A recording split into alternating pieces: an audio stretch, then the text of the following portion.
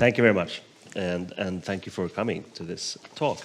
And as you can see, this is called We Are Only Seconds Away, a psychoanalytic view of David Ely's novel and John Frankenheimer's film Seconds, which in a way I both hope that you have watched and seen, and in another way I hope that you haven't. Anyway, this is a total spoiler alert.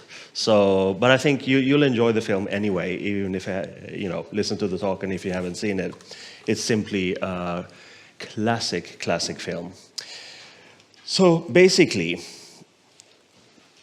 John Frankenheimer's 1966 film Seconds is a haunting and thought-provoking exploration of identity, morality, mortality, and the consequences of pursuing one's deepest desires. Based on David Ely's novel of the same name, Seconds, it follows a senior bank manager called Arthur Hamilton. That's the guy we can see here. He's a middle-aged banker. He feels trapped in his mundane suburban life.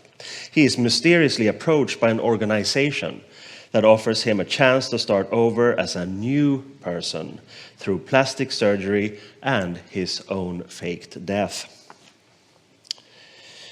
The new character, called Tony Wilson, is masterfully played by Rock Hudson, gradually becomes conflicted and confused as he seems trapped between truth and lies, fact and fiction, and also, of course, past and present. And this premise sets the stage for a gripping and very unsettling journey that challenges the very core of his existence. The perceived inertia of Hamilton and the ensuing state of depression makes him the perfect candidate for the mysterious company, making a lot of money by creating brand new identities. Tony Wilson becomes a painter in his new life, based in California and supported socially by what we later learn are also members of the so-called reborns. And even the young, new love interest, the woman called Nora, turns out to be someone helping him adjust in order to keep the operation as such safe from harm. And when Wilson eventually rebels, drawn by memories and desires to genuinely come to terms with what was wrong in the old life, she and the entire organization aggressively turn against him. As Wilson, the protagonist manages to temporarily escape their clutches and visits his old wife, who believes that this visitor is a friend of her deceased husband's. And she lets him know that the relationship was basically completely inert and that they lived as in a, quote, polite celibate truce, unquote. And this, of course, saddens Wilson Hamilton, and he now wants to return to the company and be assigned yet another identity. However, he is now looked at as a traitor and only deemed fit for what they call cadaver use, that is, to be killed, so that someone with similar physical features can be proclaimed dead and then take on a new identity. The cynical cherry on top here is that this man is Hamilton's old friend Charlie, who originally lured him into the company. Now Charlie can move on and get yet another identity, while Wilson is off to be offed. This film, as you understand, is a psychological thriller, and it's also an absolute masterpiece. It's right up there with Polanski's Repulsion from 1965 and Bergman's Persona and Hour of the Wolf from 66 and 68, respectively. There must undoubtedly have been something terrifying and also highly schizophrenic in the air at the time. The film is also exquisitely shot by master cinematographer James Wong Howe, who began his career in silent films and went on to win 2 Academy Awards. His use of handheld cameras and wide-angle lenses in Seconds helped create a decidedly paranoid and eerie atmosphere. For me, Howe's cinematography is as crucial to Frankenheimer's brilliant film as that of Sven Nykvist's work together with Ingmar Bergman at the time. At its core, this film delves into the human psyche's struggle with itself and the existential dread of unfulfilled desires. In fact, the entire film is like a potent cocktail of neuroses and how to not deal with them. The original protagonist, Arthur Hamilton, undergoes this radical physical transformation to become Tony Wilson. This process can be seen as a manifestation of the Jungian concept of the persona and the shadow. Hamilton's dissatisfaction with his life represents the shadow, those parts of the psyche that are repressed and unacknowledged. By becoming Wilson, he attempts to construct a new persona, yet this external change fails to address the deeper unconscious conflicts within him. Because, as we all so well know, but often repress, quick fixes very seldom work in the long run. Freud's theory of the libido can be applied to Hamilton's motivations. His desire for a new life is fueled by a midlife crisis, reflecting a longing for lost youth, vitality, and of course, virility. The film critiques the illusion that external change can lead to internal satisfaction, highlighting the futility of escaping one's true self through superficial means. When the wife spills the dissatisfied beans to Tony Wilson about Hamilton being impotent on both sexual and emotional levels, he finally understands what a mistake it has been to undertake this basically desperately vain attempt at change, which is not anchored in genuine individuation. The concept of the death drive, or thanatos, is also evident in Hamilton's journey.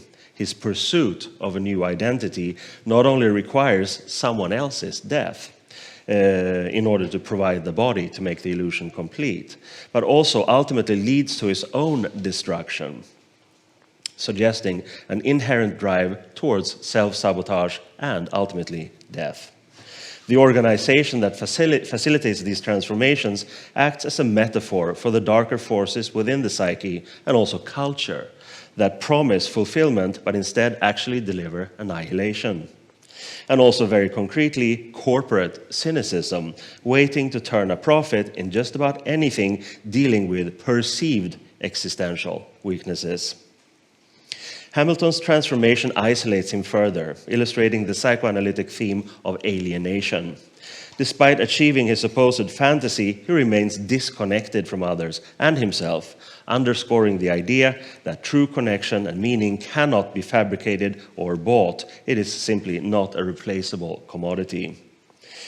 In Seconds, the fragmentation of Hamilton's identity highlights the divided self. This reflects the inner conflict or dynamic between the ego, the unconscious, and the superego. Hamilton's decision to become Tony Wilson is an attempt to reconcile these conflicting aspects. However, it only amplifies his internal discord, as the new identity cannot integrate his past experiences or core self. The physical transformation that Hamilton undergoes could be viewed through a psychoanalytic lens as a symbolic rebirth. However, this rebirth is totally superficial, as it only alters the external form while leaving the internal psyche untouched. This disconnect between body and mind represents the failure to achieve true psychological rebirth or healing.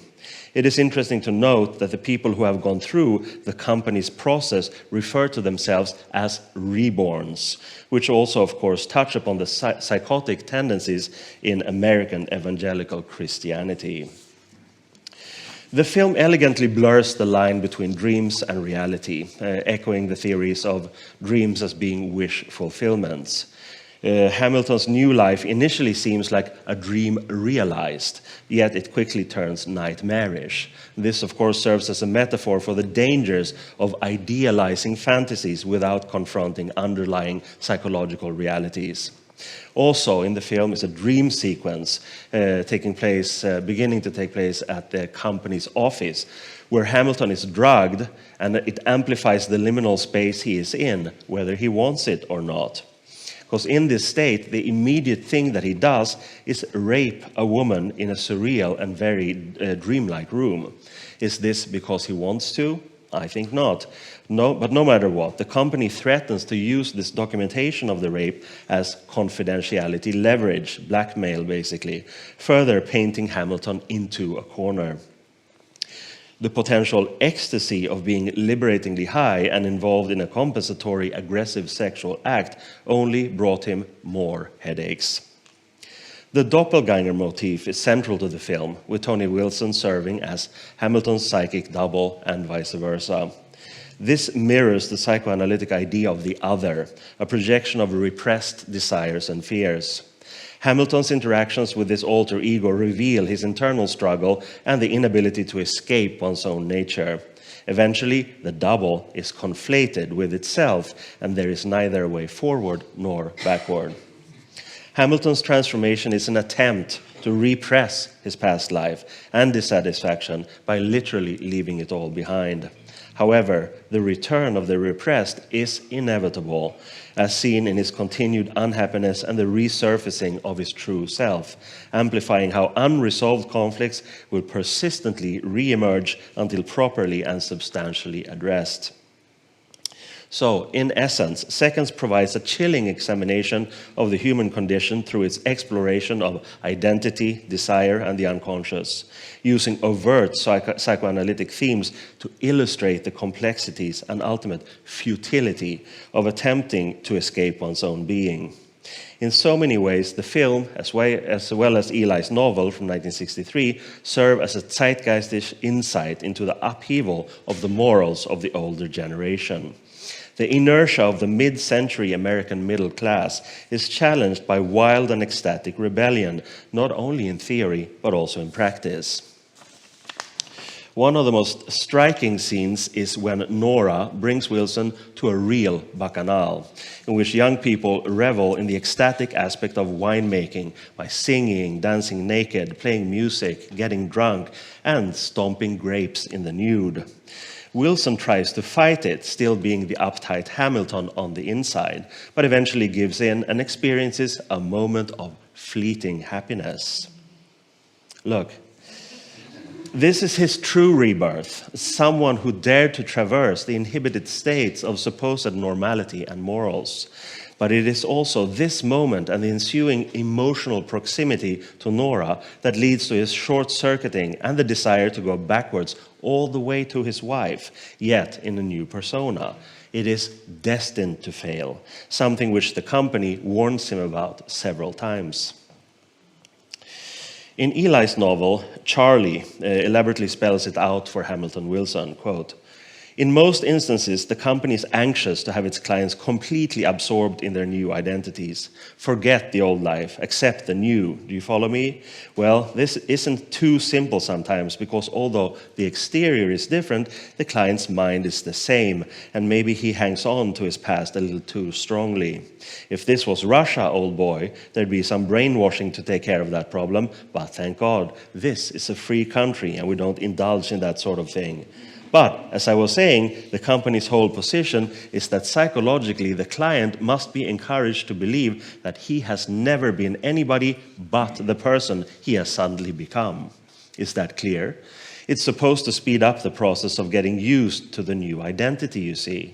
So one of the tactics is to imply the existence of a past that doesn't really exist, but logically ought to. Is this confusing, old boy? Unquote. Possibly, yes. There are many similarities here to dystopian classics, both old and new, in which reality, so-called, is overturned by its own designs. In Michael Crichton's Westworld from 1973, and of course the TV series from 2016 to 2022, those who can afford it can live out their fantasies of sex and murder in advanced theme parks with artificial humans. However, even the automatons designed to fulfill desires develop sentience, with increased self-awareness and technological sophistication, and start making demands until no one really knows who's who. The conflation between human and robot, hunter and hunted, real and fake, eventually gets confusing, even for the viewer. An even stronger contemporary kinship can be found in Brandon Cronenberg's Infinity Pool from 2023, in which replication of humans for the nefarious purposes of evading criminal prosecution in a fictional Eastern European country quickly disintegrate and create not only confusion, but also astute and murderous schizophrenia. in The Decadent Tourists, who make a sport of revisiting this weird resort in which the cash machine not only makes you reborn, but also absolved of the sins of violence and murder. The allure of being unrestrained without previous fetters and chains quickly becomes overpowering in itself. Instead of just living in the new identity, as do the others from the company, Hamilton Wilson is overwhelmed by his new connection with deeper layers of himself, to the point where he could potentially jeopardize the entire concept and business model. Hamilton and Wilson are both alive at the same time. There is no visible fact or hidden fiction here, nor vice versa. Both the protagonist's conscience and his inherent sense of morality prevent a smooth crossing over. The bottom line potentially applies to us all. No gradual individuation process has taken place, only a quick fix for money. The split becomes almost schizophrenic, or at least so divisive, that the only option is to wish for yet another commodified identity. But now the dangerous candidate only has one purpose to serve, as cadaver use for his friend Charlie, the original manipulative culprit. In a sense, the tragedy is not that Hamilton is forced to confront his own shadow, but rather the realization that the cultural imprint has created an existential angst and void so deep that even extreme measures like total makeovers won't help even a little bit. It will only make things considerably worse. The infected stagnation of bank manager Hamilton spills over into the apparent antithesis of the Californian artist Wilson, as if to say there is no potential escape, and it's ultimately a systemic infection in which you can trust no one. Because although Nora brings Wilson to the Dionysian ritual where he can allow himself to see and feel at least a glimmer of pure joy, the moment he hesitates, she attacks him as ferociously as do the others from the company. Looking for extreme outer alterations rather than subtle inner refinements is a sure way of losing the battle. Our protagonist learns the hard way and ultimately has to sacrifice the very thing he tried to improve, his own life. Ely's novel and Frankenheimer's film are superb expressions of cultural critique dressed in psychoanalytic aesthetics, just like Polanski's Repulsion and Bergman's Persona and Hour of the Wolf I mentioned before.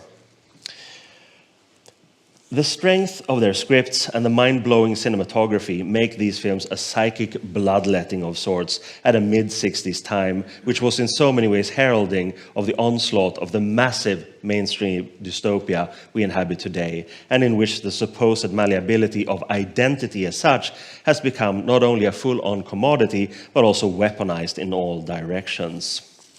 As with all great science fiction, this story is prescient, prophetic, and dystopian, and we should probably ask ourselves if this vision hasn't actually caught up with us already. And if it hasn't fully, then I guess it's just seconds away. Thank you.